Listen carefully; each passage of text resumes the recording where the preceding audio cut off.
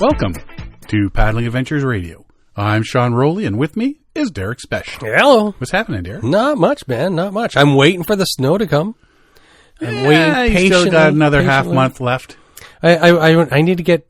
I was going to set up my winter tent, my hot tent, but then it rained on the weekend, and I need snow so I can set it up and test it out in the backyard, and so I haven't used it yet. But see, when you set it up in the snow, then you got to hang it to dry.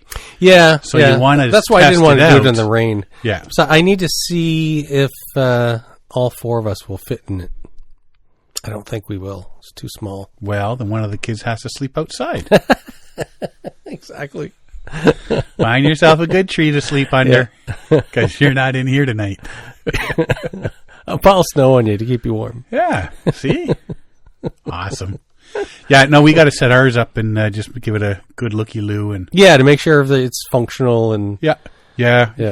And we'd like to do that when it's warmish and dry. Mm-hmm. But we've been doing yard work lately, cutting down more trees that are leaning over on our side from our neighbors. Yeah. So it's quite open out there now. Yeah. Because there's a lot, and they are like leaning pretty. If there's a good wind, ice, whatever storm, and they come down, they're taking a lot of fence and stuff with it. So, okay. But it got stretched out so far that it would have taken some of our eaves troughing and chunk of our garage as well. So now that all that's gone, and we got tons and tons of bags of leaves for the leaf pickup this week. Woohoo! But yeah, we got to get our winter gear checked out still. Oh, just busy. Speaking of winter, before we get into anything else here, did you see that Fjallraven polar thing? I heard about it. 300 kilometers of Arctic wilderness, 180 skilled sled dogs, a handful of experts, a small group of people just like you, and a journey you'll never forget. It's called Fjallraven Polar. So this is something you can apply for, and unfortunately found out kind of late because everything's due by this Sunday. Well, I only heard about it today when you mentioned it to me, but it's like I would have applied to that. Mm-hmm. But there's the stuff. Well, there's still time. Not to make a really good. It doesn't have to be good. You just got to there's like 3 challenges. If you go to fjallraven.com and under their experiences, there's this Fjallraven Polar, and you have to do a letter to Fjallraven. Basically, they say it's like a minute max video post on your Instagram. Mm-hmm. Then there's something about a piece of gear. What piece of gear do you have that you really like and you would buy again, or is something that's this piece of gear special to you? Why? And you got to do a little thing on that. And then another one is your connection to nature. So you got to do something else out in nature. So, I mean, you can do that all on a Saturday, put it together, throw it on there along with your thing, and everything's due by Sunday. It'd be a hoot to do the video sitting on a Thunderbox or something. There you go.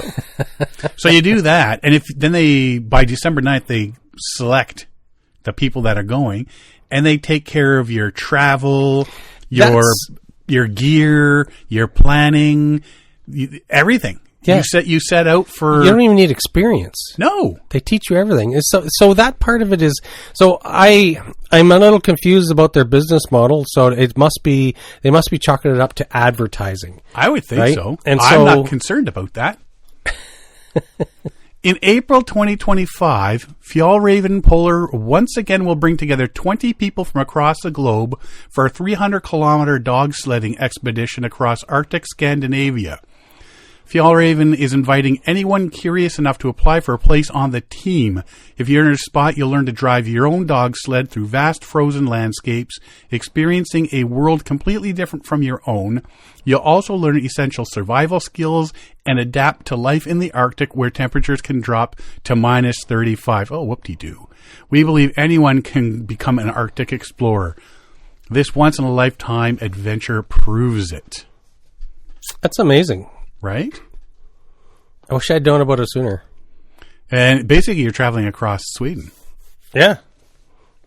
By dog sled. So, Your team of 6 dogs. So how many dogs in total again? 180. That's a lot. 180. That's a lot of dog a poop. lot of poo. What they don't tell you is the back 2 sleds are the dog poo buckets. They're the scoopers.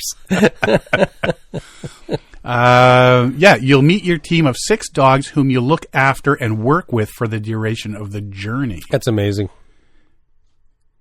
Yeah, so they teach you how to work your dog, how to string up the dogs and all that on the leads, for the dogs, care for them, feed them, all that, because they're your dog sled for the entire week or whatever it is that you're going. Spend several nights sleeping in a tent or under the open sky. You'll learn how to manage your dog, set up winter camp, cook outdoors, adapt to constantly changing winter conditions, which can be harsh and unforgiving.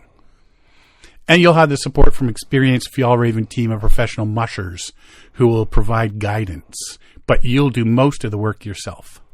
That's amazing. So there still is, realistically, if you get right on it. Yeah. There is still time to Less than apply. a week. But how do you go into... So, I need a couple weeks off. Why? Well, I put in this little thing last year. Back November on a whim, I put in this application to go dog sledding across the Arctic, and, looky-loo who got chosen. I'm going to go dog sledding in the Scandinavian country. But you know what? I should do it, because if we're hoping to get to Texas, and then paddling out in Japan, and then I'll just throw in a dog sled thing across in the Arctic, up in Sweden. All in 1 year. All in 1 year. What a great year it will be for me. It would be darn cool. Come back to no job. That'd be awesome, though. Yes, it would. Holy Just cow. Go to Fjallraven, FJALL Raven.com and check it out. There's videos there and everything, and that would really be something. That would definitely be an adventure. Wow, would it ever? Right? Whew. So where are you going this week? Well, this week I'm going to Sweden. Where are you going? 7-Eleven. Going nowhere. I'm going home. Going to the mall. I'm going to circle the block. Yeah, I'm going to circle the block. Get attacked by the neighbor's dog. I think it would just be cool running your own dog team. Me and Siobhan did that once. It was we booked some. It was like just a 6-hour, 5-hour dog sled thing in Quebec. Yeah, and so we met up with the dude out in the middle of nowhere in Quebec. And that doesn't have serial killer vibes all over it. I know. But what was neat is that it was just him and 2 sleds and all his dogs. And he said, so we can do this 2 ways. He said, you can run your own sled, or I can put both of you on my sled. I said, well, I'll run my own team. Right. So I ran a team. He showed me very briefly, it was 15, 20 minutes of instruction. Well, there's ones that go through Algonquin and up in Halliburton and stuff, where that's exactly what you do. Yeah. Because Trace and I were looking at it 1 year, but then we're you don't get snow, and you're looking at things, this has been canceled because there's no snow or not enough snow or whatever, right? But so Trace would be sitting on the sled, and then I get to run that sled. Yeah. And there's, 5 or 6 different sleds with people, and you go to a certain spot, and they got hot chocolate and that's what lunch, we did. We went to this hut. And then you go back. We had this hut, and we had tea and hot chocolate and a biscuit and whatever, and it was a couple hours. It was a lot of fun. Yeah. And I ran my own team. Could you imagine doing that, though, for a good week and some? Oh, I know. That'd be amazing. Well, one day the video talks about the guy says, today's going to be a 50-kilometer day. Yeah. Wow. And they're what did he say? They were Alaskan Huskies, not Siberian. Some of the pictures, some of the dogs just look normal dogs. Yeah. Well, that's what they say. They not picky on the dogs as long as they can do the running and they're good enough in the snow and the cold. Then so be it, right? Yeah. That would be cool. Oh, would it ever? So go check it out, and if you're going to apply, then if you get chosen, definitely let us know. Let us know. We want to know. So I might actually look more into this tomorrow at work. Yeah. Yeah, I'll use my work time Yeah, why? Yeah. Don't waste your own time, your home time. Right? So somebody at work was getting ready to leave the other day Yeah. for home. And then they went back, put their stuff in their office, then went and used the bathroom. You're supposed to poop on company time. Yeah. Should have done that earlier in the day. Don't do it on your Don't own do it time. when you're leaving. Poop on company time, people. I work with some people that just don't get it. Okay, well, we got a few things to talk about. We're going to start out with our buddy Kevin Callan. He doesn't know we're talking about him today. So when you get these lists, they say top 10, top 5, Exactly. whatever. You go, oh, yeah, well, of gear and stuff or places to go. You go, well, I'd go to there or I'd buy that piece. He just wrote a article for Explorer magazine, which he's always got his blog posts on Explorer. So explore-mag.com. Yeah, so he has the last article in the mag every time it runs, and plus he does the online stories as well. So he put my top most useful gear picks of 2024 for canoeists. He went on 48 canoe trips this year. That's amazing. I was on one of those canoe trips with him. Mm-hmm. He tested and reviewed a lot of new pieces of camp gear, and here are the top 5 that he's definitely planning to repack for the next paddling season. Recreational Barrel Works Red Barrels. They're known for their blue barrels. They're 60 and 30 liters. Yeah. Used by countless canoeists to keep their gear dry, food sealed. In 2024, they came out with a red-colored barrel. Now, you've got a green one, which we're thinking may have been an olive barrel at one point. Yeah, I'm not sure what it was. I've got a yellow Eureka one, but every other one I've ever seen is blue. Yeah, yeah. So they decided, and I thought, well, because you can see red. That's why I like my yellow one, because you're going to see this bright yellow you're gonna see it. Yeah. barrel, where blue's kind of darker, might blend into the shadows. Yeah. And red... It's more of a mud brown. Hey? It's not so much red. No, it's red. It's a deeper red. It's not a bright fire engine red. Are you on drugs, boy? I was thinking certain times of year, like fall colors and stuff. No, is like, that's like where a bright cherry red. Is it? Yeah, I'm looking at it right here. I looked at it online. I'm looking at it right here. It's like the same color as the YouTube play button. Yeah. Is it? Yeah. Well, I'm looking at it because the YouTube play button's right over top of it on the video. I'm looking at the back of your screen. Oh. Does it look good? It's silver. Anyway, so red, because I'm thinking like a lot of life jackets are red or yellow. Yep. Perfect, right? Mm-hmm. So Kevin says, I remembered reading an article on how Australian sheep farmers place blue barrels out in the fields to attract the nuisance bushfly. It seems the insect is attracted to dark colors such as blue. The blue barrel acts as some sort of fly pie. So I brought my new red 60-liter barrel and my old 30-liter blue barrel on a trip with me to Quebec's Kippawa Lake. The flies visit our camp and they preferred hanging out around the blue barrel more than the red. My new red 60-liter barrel became my new best friend. See? Science. It's all about the science. But I don't think that's why he got the red barrels. I think it just happened to be. Do you think he picked them up because of the bugs? Or just coincidence? No, Kevin Callan's really, really, really intelligent. He knows this sort of stuff. And he probably didn't mean to do it, but did it because deep down he knew what he was doing. No, it's Andy that got the red barrels. Well, Andy did them, yeah. Because he wanted something different. Mm-hmm. But it's Kevin that bought one. Oh, I see. It is a bright red. Look at that. See? Mud brown. It's, when I clicked the link for the article, it looked different to me. It's because you were looking at it with one eye closed and the other one not open. Yeah, the 30 liters are $70. 60 liter is $99.95 Canadian. So $100 for. I think my Eureka back in the day was like $125. Look at that. Go to Recreational Barrel Works and you can check out all their stuff, all these barrels. The other second piece, which I also would like to try, slack seat.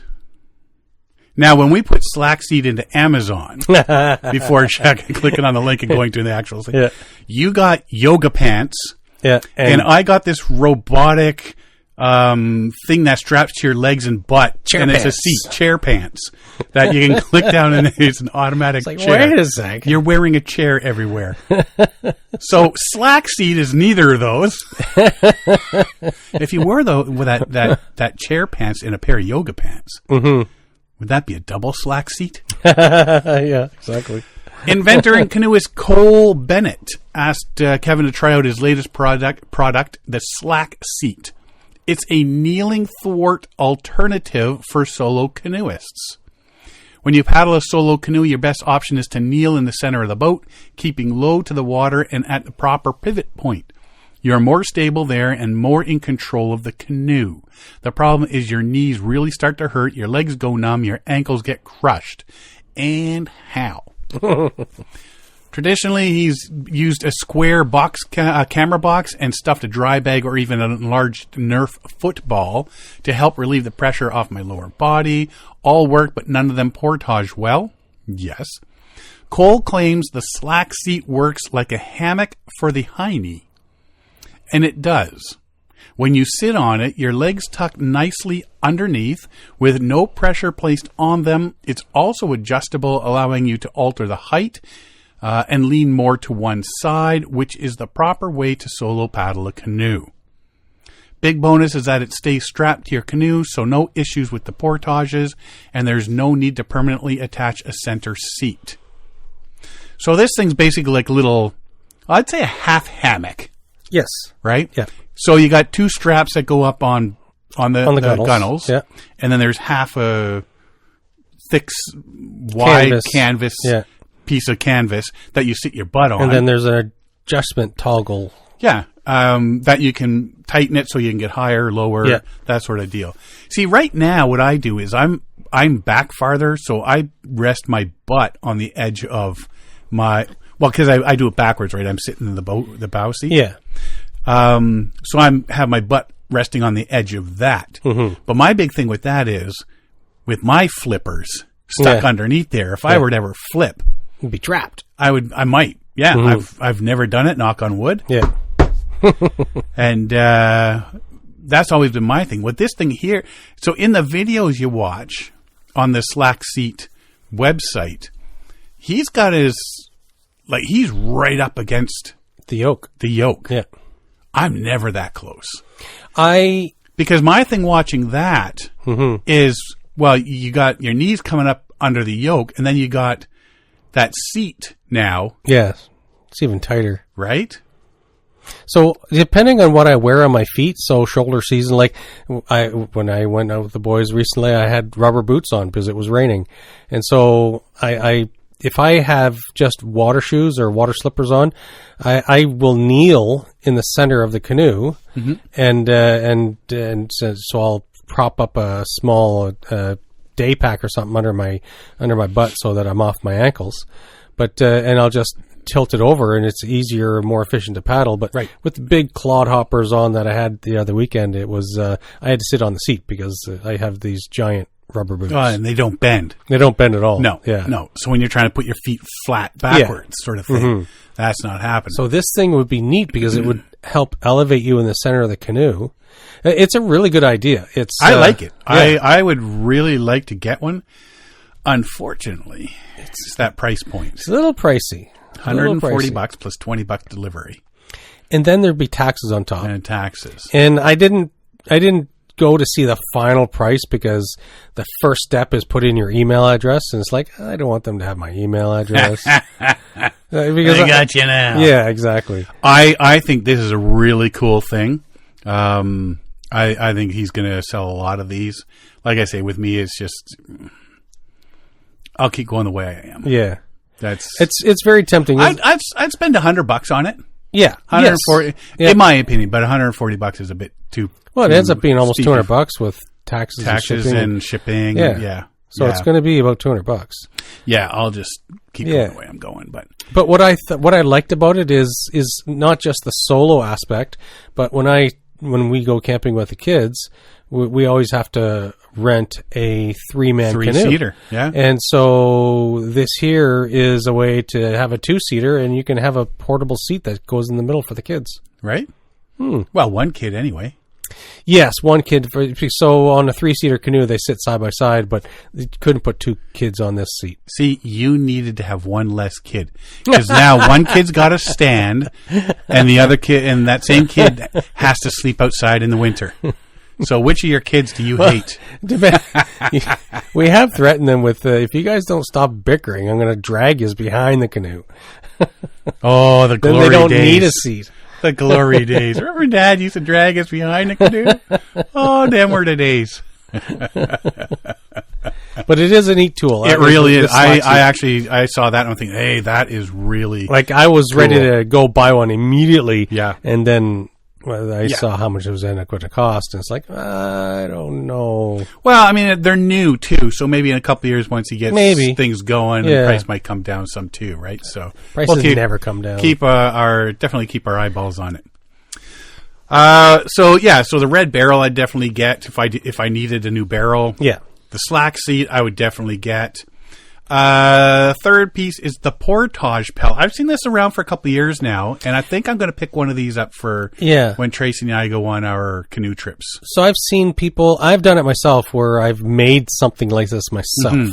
And so what it does is, describe it, and So the owner of Portage Pal, Josh Vermast, caught a glimpse of a picture of Kevin's canoe buddy Ashley on an Algonquin portage. Speedo Man. He's Speedo Man.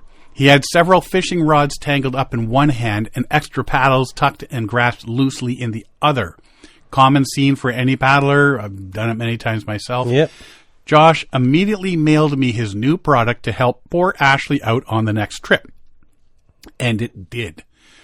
The invention is amazing. The Portage Pal works by having 2 elastic hooks and loop straps attached to a ribbed handle. You are able to transport paddles and fishing rods in a compact and organized manner.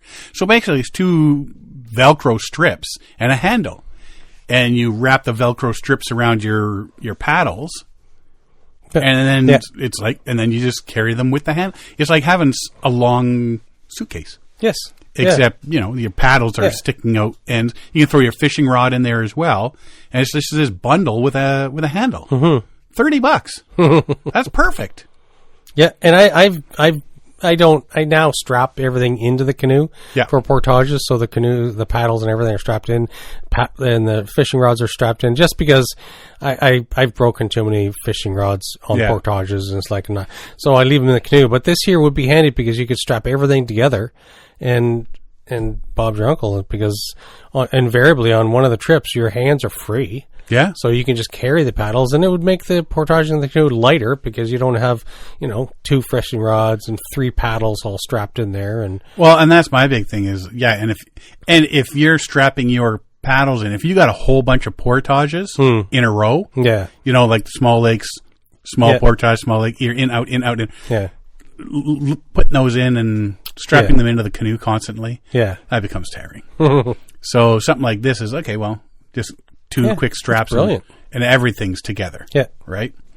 Again, Portage Pal. Check that one out.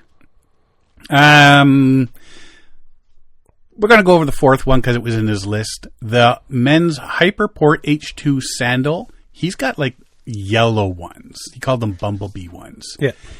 Keen Hyperport H2 sandals comfort is unbelievable, he says.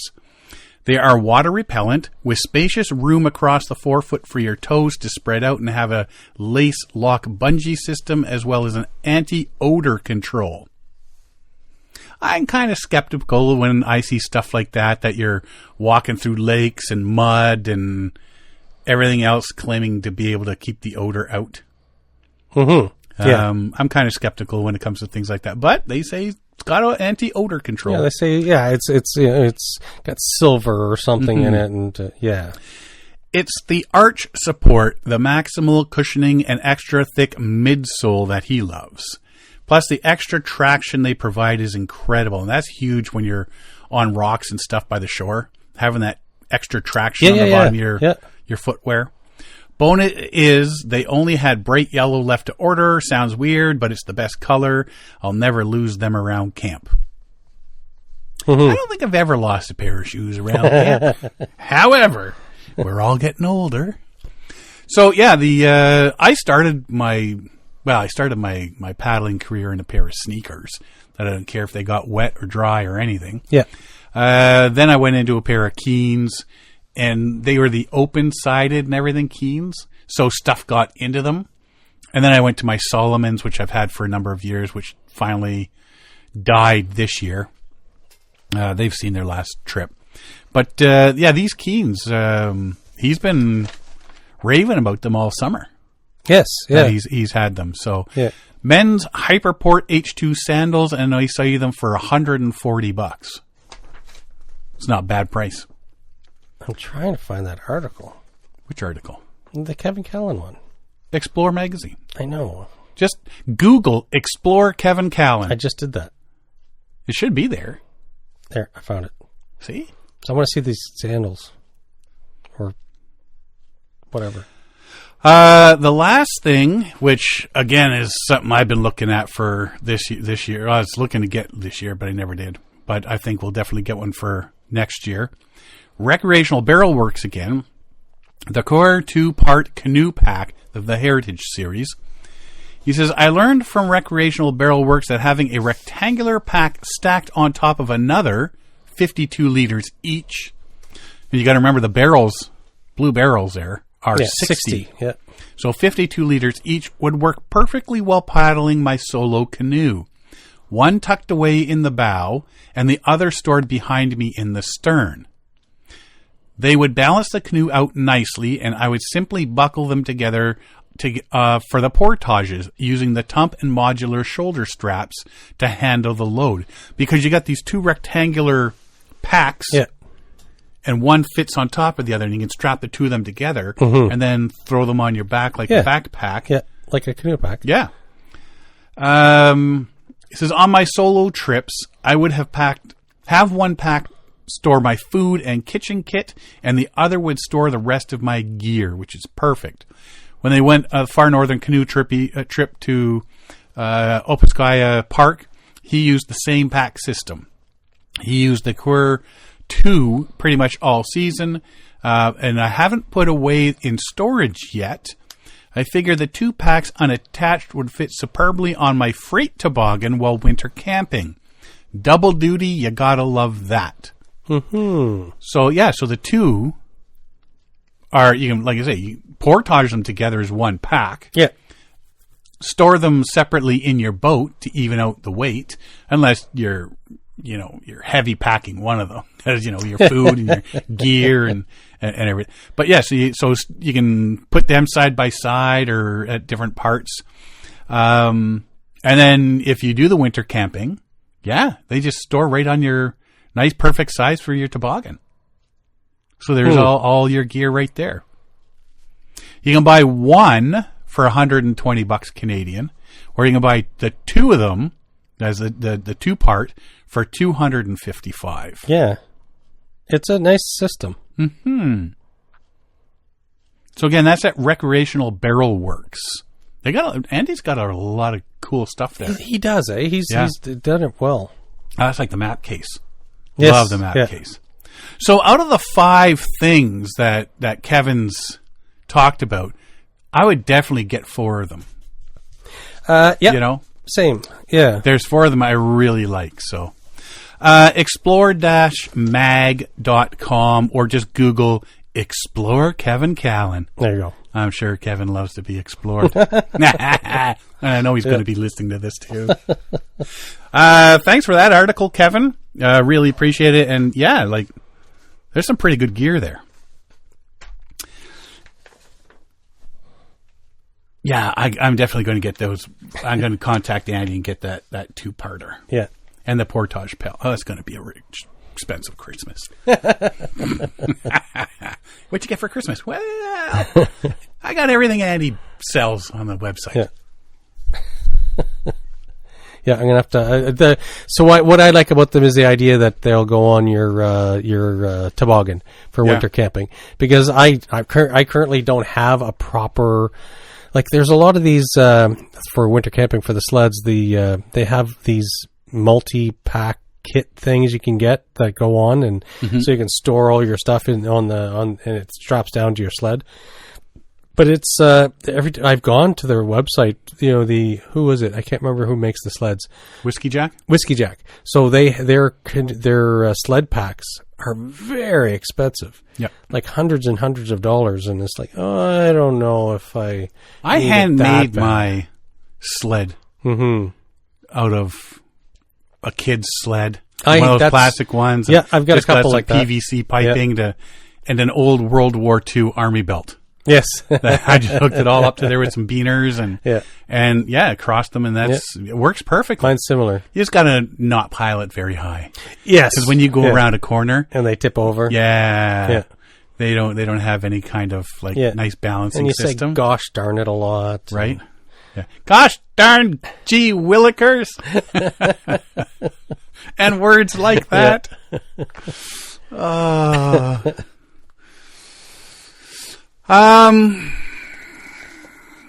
Just to show you how far things have come in regards to accessibility. Yes. Charging elephants and canoeing through hippo-filled waters were just two of the dangers overcome by Scottish paraplegic Michelle Moffat on an epic African challenge. And just as a total side note, I always thought it was paraplegic. Huh? P-A-R-A-P-A-L. Paraplegic. Paraplegic. There is no third A in there. What did you thought it was? Paraplegic. Oh, it is paraplegic. Parapa. Oh, yeah. There's no pa. Yeah. Paraplegic. Yeah. I don't know what. I've always thought it was that, and I'm just reading this article, I'm thinking, wait a minute. And then, no, it wasn't a spelling mistake. It's just a Sean mistake. Michelle and two other wheelchair adventurers have just become the first paraplegics to canoe nearly 300 kilometers down the Zambezi River in just 7 days. Huh. That would not have been possible, like even a decade ago. How did they do it? I haven't read this article. The trio spent up to 7 hours a day in canoes in 40 degrees Celsius, 104 degree Fahrenheit heat, facing everything from hippos and crocodiles to punctured boats and pressure swords. They carried wheelchairs, equipment, tents, and medical supplies in their canoes on the expedition, camping by the river each night with the support crew. It was such an incredible experience, which I will never forget, said the mum of four. A couple of years ago, I was thinking about ending my own life. So to be able to do this, to help others, and to give something back is just mind-blowing. My mindset has completely changed, and I hope I'm showing my kids that no matter what challenges you face in life, you do your best and anything is possible. Interesting. So, well, just the heat alone would suck, but they had to do it and deal with the fact that they're paraplegic. Yep. Former critical care nurse Michelle Moffat's life changed in an instant when she bent down to pick up a pen on a night shift at Glasgow's Golden Jubilee Hospital in 2019. Prolapse disc had gone into her spinal cord. Post-surgery complications then caused a bleed on her spine, leaving her paralyzed from the waist down. Wow. Picking up a pen. Right? It's amazing. Like, I turned to pass somebody a beer and I tweaked my back, and you're walking like an old guy for 2 weeks, right? You had the what's that nerve down? Sciatic, yeah. Just turning and passing something to somebody. And you're just like, you don't realize how fast something can happen, how easy it is. What have I done? Yeah. Michelle was joined on the expedition by fellow paraplegics Sean Gash from Lancashire and Liam Morris from Cumbria. The trio who have applied for the Guinness World Record are raising money for the charity Spinal Research and Whiz Kids, and also donated equipment to a local orphanage school and mission hospital in Zambia. There's a lot going on with these people. Yes. Michelle added there were some incredible and really scary moments. Liam's canoe capsized on the first day in a stretch of river where there were hippos and crocodiles, which was terrifying. An elephant also charged, which had us all moving away very quick. But we also had some amazing close-up experiences with elephants and camped every night by the river, serenaded by sounds of so many animals. The thing I will really take away, though, is the amazing bond our group formed and the brilliant people we met who are so grateful for what they have, even though they have so little. You know, that's the one thing they say is, you know, like, oh, first world problems. Like, we have so much. And you look at these countries that, you know, they get by with what they have. Right? It's really the gluttony thing. Spinal Research is the UK's leading charity funding medical research to develop and deliver effective new treatments. Chief Executive Louisa McGinn said, "We are just blown away by what Michelle, Sean, and Liam have achieved. It is truly inspirational."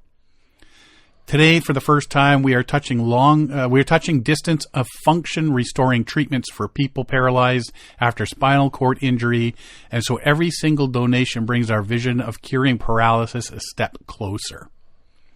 Whiz Kids is the UK's leading charity for young wheelchair users. A spokesperson said, Sean, Michelle, Liam, and their team's incredible journey down the Zambezi is a true testament to the power of determination. By taking on this challenge, they have not only raised vital funds, but also awareness, helping to provide life-changing mobility equipment to young people across the UK. Like I said, even, I would say 10 years ago, something like this... It would be impossible. It wouldn't be thought of. It wouldn't be done.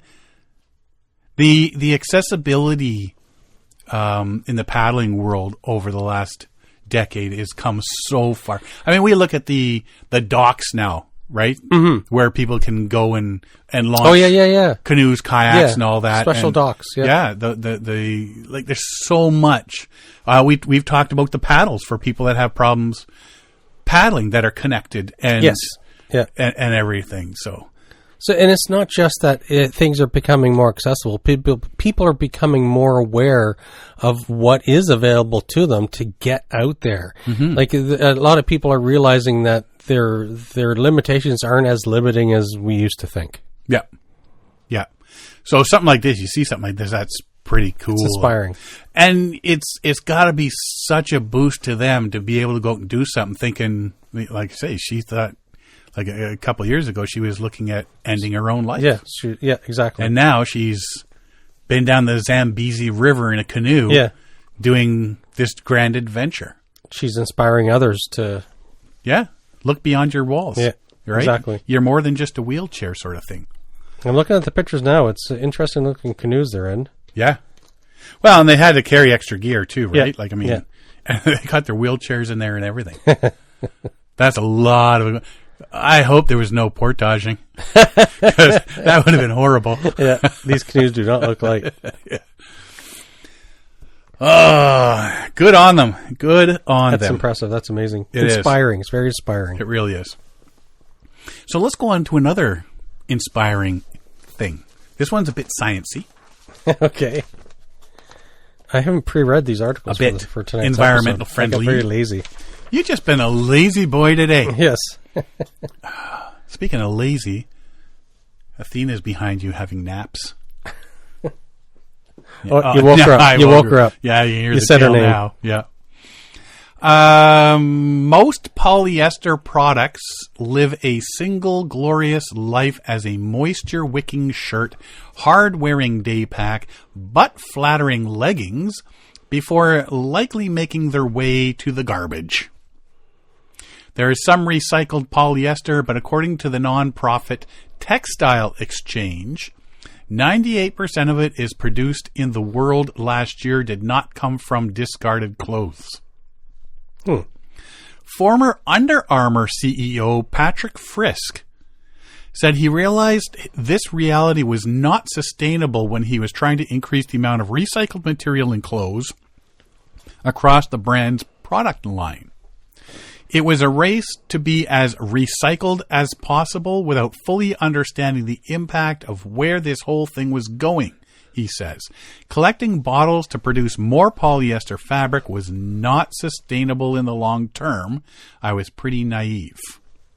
So we've talked about that before. People are gathering plastics and rubbers and stuff and recycling them into different products. And the amount of processing that has to be done when you start collecting all this stuff. Yeah.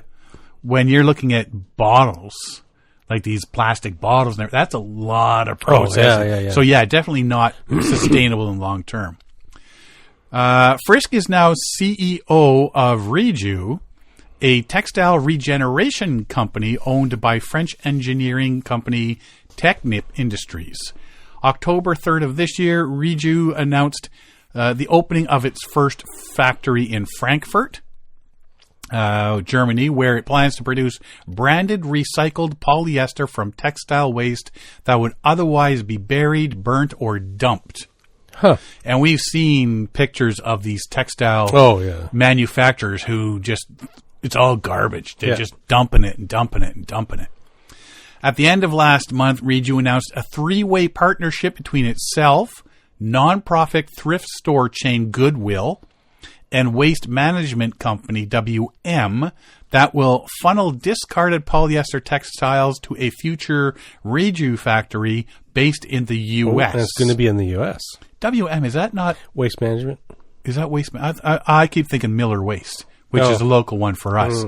But there's Goodwill stores all around here. Yep. Frisk says he expects construction on the facility in 2027, fully operational by 2028. So he hopes Reju will eventually intercept as much of the 92 million tons of textile waste produced each year as possible before it reaches the garbage. 92 million incredible tons. I mean, 92 tons is huge. Yeah. But then you got to throw 1 million in there. 92 million tons of textile wastes. We waste so much. Yeah. This will be made easier in Europe starting next year when the new rule requires EU member states to establish separate collection systems for used textiles. Well, I remember when I moved from Scarborough out to Durham. Mm-hmm. Scarborough, we had our blue bin, our green bin, and our gray bin. So the blue bin is like your green bin was the composting stuff. Yeah. Right? So your apple cores and egg shells and blah, blah, blah, food wastes. The blue bin was for like cans and plastics and bottles and glass and stuff like that. The gray bins was all paper. Okay. So newspapers and cardboard and all that. And you had to separate that to put out at your curb. You couldn't put your cardboard and paper in with the blue box with the glass and all that, which was cool. Yeah. When we came out here to Durham, we continued doing it because it was habit at that point. And then I was sitting there one morning, I was going into work late, and the garbage guys come by. They grab my blue bin, throw it in. They grab my gray bin, throw it in. What are you guys doing? You're mixing it all together. Yeah, we don't do that out here. Why not? Yeah. Like it would make it so much easier at the sorting plant, right? Yeah. But yeah, they don't do it out here. So I think they, like part of the problem is you got to be getting these separation things to help. Yeah. Right? So yeah, the EU having a separate collection system for used textile. Even still, actually turning discarded textiles into Reju polyester requires a significant different process than producing conventional virgin polyester from petroleum. When you use raw materials like textile waste, the challenge is that it comes in many forms. In theory, the easiest project for a product for Reju to claim is 100% white polyester shirt. So if you're going to get something that you're not going to wear for very long, make sure it's white polyester. Yeah. 100% white polyester. Unfortunately, post-consumer textile waste is a mixture of everything. When you start to aggregate textile waste, one of the issues you have is time. You have stuff that's 40 years old, 20 years old. We've gotten better about what we're putting into textiles, but the reality is back in the day, things were very nasty. Oh, yeah. Company has developed machines that employ optically and infrared technologies to sort out fabrics made from pure polyester it can reclaim from those made in part from cotton or other materials. So it knows what's what. It can sort. Once everything is sorted, the company removes what Frisk refers to as disruptors, like zippers and buttons. Yeah. Then the material is shredded, removed any of the dyes, depolymerized, and reconstituted. Frisk has not confirmed if any companies have signed on to use the fabric. He said there are conversations happening, but he wanted to first make it clear to the public that the company had built out its manufacturing capabilities and supply chain. But he noted part of Reju's appeal will be its capacity to improve on the capabilities of the virgin materials it recycles. According to Frisk, Reju will be able to employ the lessons learned by its parent company to produce better polyester than the other commodity manufacturers. We take out all the PFAs and other impurities, he says. We can create yarns that can be put into fabrics that can be better wicking, softer, more durable, and there's a lot we can do. So not only are they recycling it, but they're making it better. So For the future. Yeah. That's pretty cool. Gotta like when that happens. It's nice when, like, it's a niche market sort of right now. It is. We're trying to figure out better ways to recycle stuff. And we do have to come to some sort of conclusion to do this better. Yeah. There's too much plastics that go into the waste stream, and it's just, there's got to be better. So there's the recycle symbol that you find on material, and like you look at the numbers on the backs, and it tells you which ones are what sort of recyclable they are. Yeah. And so we looked into it, and like the black plastic takeout containers. Yep. They're not recyclable. Right. There's a lot of stuff that goes in the garbage that, like, other members of my family think, oh yeah, we'll just recycle that. Yeah. And when I put the recycling out, I'm like picking that out and throwing it in the garbage, picking that out and throwing it, because it's stuff that you would think it should be. That's recyclable. Yeah. Well, no, it's not. And I was just sort of on the side of a conversation about things like bread clips. Oh. They're too small to really recycle properly. Their bread clips now are starting to come out as like a hard cardboard. Yeah, we got the paper ones. Yeah. Even those are still, they say, are a bit small to be recycled. Like I figured you'd just be throwing it in with all the rest of the paper and stuff, and it would all melt down. Yeah. Right. But yeah. So anyway, hopefully they're able to do this, and once they get people to sign in and join in with it. Yeah, I think it'll take off. Yeah, we need to figure out a better way to do it, and it's such a waste of resources and efforts to just trash this. Well, stuff, and when you got all these outdoor companies trying to get in that environmental mode, yeah, right, exactly, yeah, give us that. We'll make our special whatever, clothing or jacket or wick away or something out of this, so that they can say, yeah, we got this environmentally friendly redone, regenerated and all that. So cool. Do you remember 2 years ago, I think now, we talked about the movie The Thief, His Wife, and the Canoe? I don't think I've ever watched it. I've not watched it.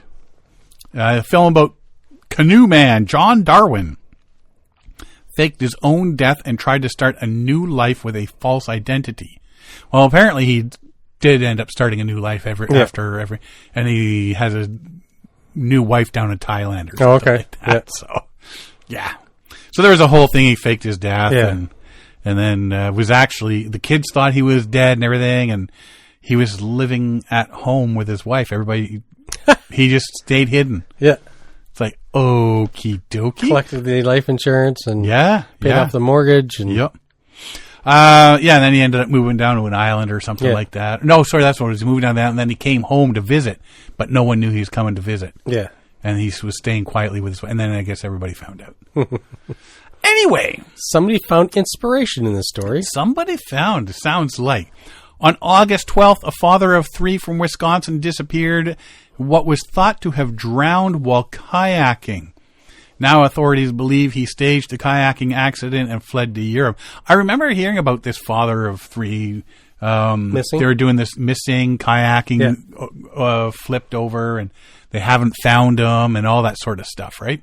Because this is when we're sort of talking about how many accidents, and every time you're Googling stuff, it all comes up with deaths and missing and capsizing and all of that. Ryan Borgward was reported missing August 12th. Last spoken to his wife on August 11th. When investigators responded to a call, they found his car and trailer parked near Dodge Memorial Park.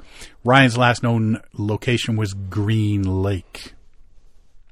1 hour later, police discovered a capsized kayak in the lake's western region where the water reaches depths of approximately 220 feet. Next day, Ryan's fishing rod was found by fishermen in Green Lake. Tackle box was also discovered in the same area. Inside, his license, wallet, and keys had been left behind, which to me isn't. Well, my keys I usually keep in my pocket or something, right? My life jacket pocket or something. But, this led a team of divers and search dogs to look for Ryan at Green Lake August 24th. Bruce's Legacy, a volunteer search and recovery organization, simultaneously conducted a 28-day search for him. However, a lot of effort went into this. That's a lot of effort and money. October 7th, shocking evidence came to light that caused investigators to change gears. It was uncovered that Ryan's name had been checked on August 13th by Canadian law enforcement, 1 day after he supposedly vanished. Dun, dun, dun. That was something we didn't expect, recalls Green Lake County Sheriff Mark Podol. Ryan's wife then provided authorities with a laptop which police analyzed. They realized that on the day he disappeared, Ryan had replaced the hard drive on his computer and cleared his browsing history. A little suspicious. Additionally, earlier this year, Ryan had reported his passport missing. On May 22nd, he'd gotten a replacement. According to Podol, Ryan also took pictures of his passport, changed his email, moved money to a foreign bank account.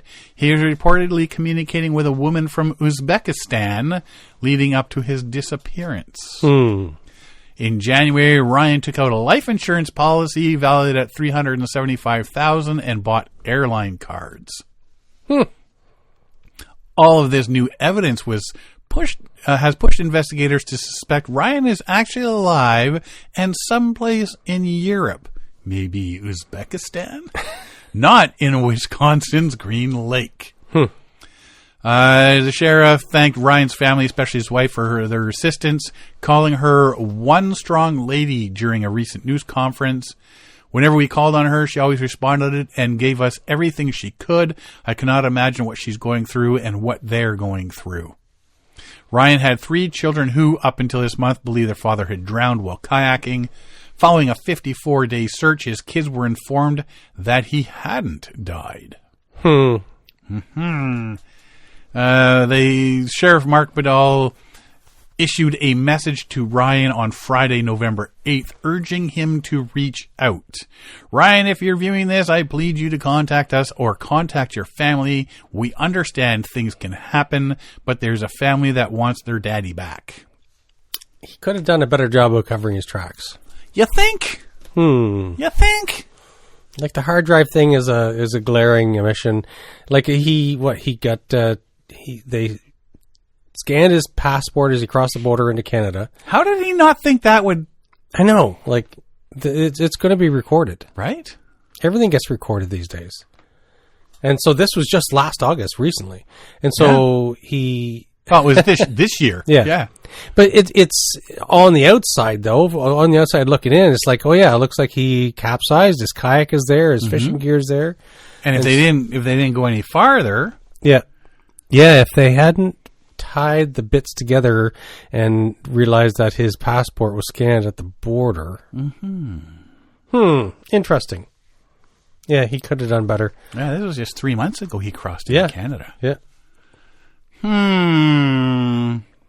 So I guess maybe he just did take some inspiration from the book. thief, his wife, and the canoe. Yeah. makes you wonder how many other people have done this. Well, yeah, and I imagine back in the day it would have been a lot easier before all of the technology, video. Like stroll across the border with a big bag of cash. Yeah, you can't do anything. Sneak across the border. All the fun stuff you can't do anymore. Yeah, why would you? Well, I guess realistically you would have to cross the border legally because it's not like you could get on a plane to Uzbekistan from Canada if you've crossed into Canada without checking your passport. They wouldn't even know. I don't think there would be. You go buy tickets and jump on a plane. You cross the border middle of the night through the woods, and then go to an airport where you already have tickets purchased. It's not like anybody's going to think. But you got to check your passport if you're going into Europe from Canada or something. Yeah, at the airport, they'll check it again. So, but they will glance at it. Doesn't get scanned. You get scanned at a border crossing, but not at the airport. Do they not scan it at the airport? No, I don't think so. Like it's been a while since I did an international flight, though. Usually I just hide in the wheel wells and end up wherever I end up. So I can remember coming in years ago, and the guy you hand him your passport, he looks at it, looks at the photo, looks at you, makes sure it matches, and then he'll... I'm pretty sure when we went to Iceland, they had a little scanner thingy that they held it up to. Anyway. Maybe they don't scan yours because your ugly face is going to break the machine. It was also a long time ago. It was like... It was a long time ago. Last time I flew internationally was 2009. Yeah, it was a long time ago. Things have updated since then. Yeah. I've crossed the border by vehicle, but I've not flown between countries since 2009. Yeah. I've been a few times. I'm pretty sure they scanned my my passport. I'll pay attention if if I ever travel again. Maybe in June. Maybe we're driving. Are we? Oh, heck yes. I'm driving to we're going to make stops on the way back too. Yeah. Barbecue places, donut shops, you name it. It's going to be a stinky vehicle. Oh, that's why we have 4 windows that open. Is your air conditioning fixed? Oh, yeah. It's been fixed for ages. Okay. Yeah.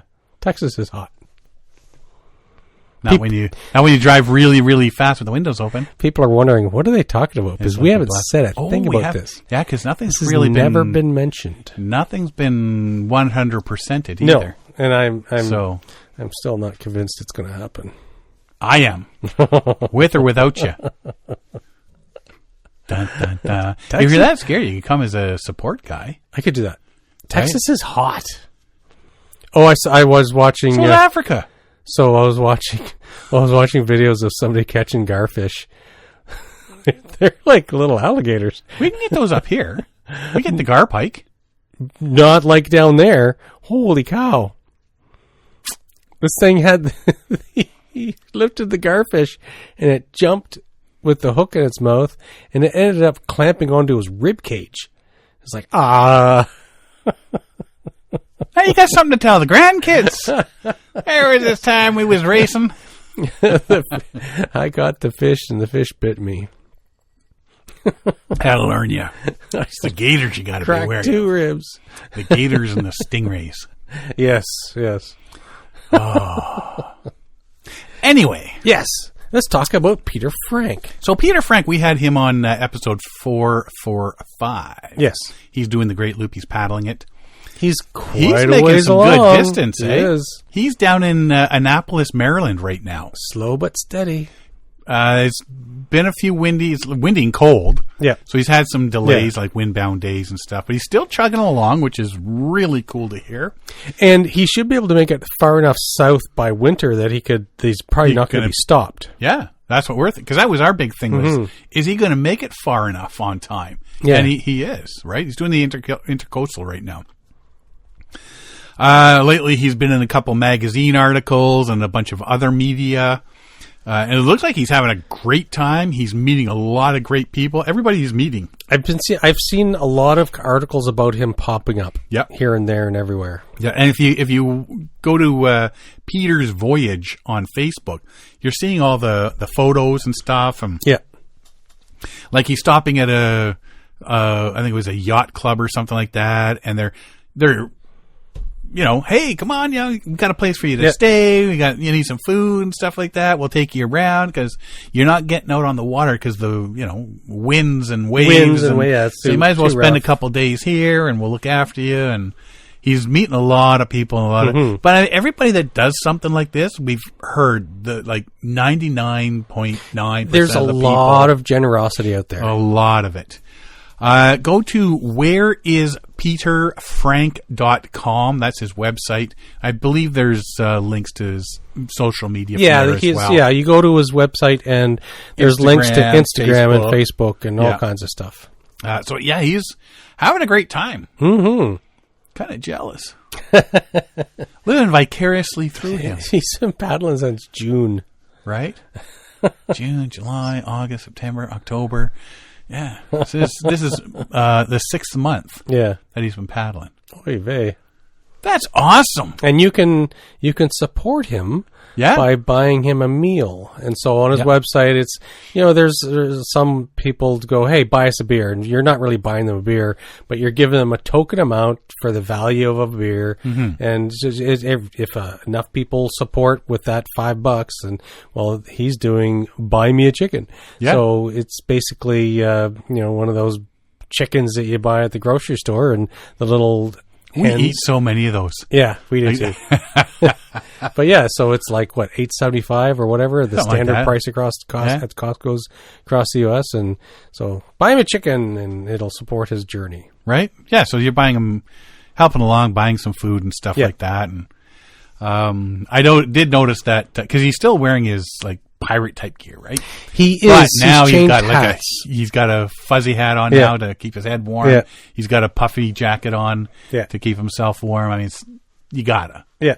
Right. Yeah. So he's still chugging along, which is really great to see. So we'll keep on following him, and can't wait till he finishes his journey. He's like a third of the way. I would say he's at least a third of the way. At least a third of the way through. Yeah, because he's got to continue down all the way to Florida, around, cross over, and then start heading back up the Mississippi. I believe he's coming up. Yeah, MISSISSIPPIM. That's going to be hard to paddle against the flow of the Mississippi. I would think so. I would take a flight home and then launch from home and head down the Mississippi. Yeah, go down river. But no, he's doing it totally the other way, so we'll see. I mean, he's not in a hurry, so no, right? He does have a schedule to keep up. As long as he's spring's happening by the time he's heading up to the cooler climes. Yes, right. Then he should be good. Yeah, and he said he's willing to stop, and he'll get a work at a yacht club or its warehouse or something to progress his trip. So far, he hasn't had to do that. Nope, exactly. Nope. Yeah. So a lot of generous people out there helping him out. There is, and it's really good to see. Mm-hmm. I think is that all I've got? That's all I got. Yeah, that's all I've got this week. Mm-hmm. Is there anything else coming up? I keep forgetting to look at the calendars and see, because we keep missing stuff. Like we, there's so many things. It's like, we could have talked about this and that. Well, there's big. Well, there's always. It seems to be all the outdoor shows start January, February. Yeah, but there's still racing going on different spots in the world. Yeah, like paddle racing and stuff. And Athena's being needy again. She's being needy. It's like, come on, guys, wrap it up. She's staring at the door. She's at the studio door. Right? Yeah, you're going to have to wait. Hi. Yeah, do you got anything to say? No. Okay. You sure? Can you howl? No, she's just getting excited now. Yeah. Hi. Yeah, you've activated her. I've activated the dog. Yeah, give us a second. All right. Well, if you want to find out more about us, you can find us at paddlingadventuresradio.com. We're on Facebook, Instagram, and YouTube. You can download or stream all our episodes on iTunes, Apple Podcasts, Spotify, Podbean, iHeartRadio, Player FM, and all your favorite podcast downloading sites. Or you can just go to the episode page at Paddling Adventures Radio, and you can stream or download all our episodes there. If you enjoy the podcast, please share them with friends, family, and fellow paddlers. I want to thank everybody for listening this week. I'm Sean Rowley. And I'm Derek Specht. We'll see you next time.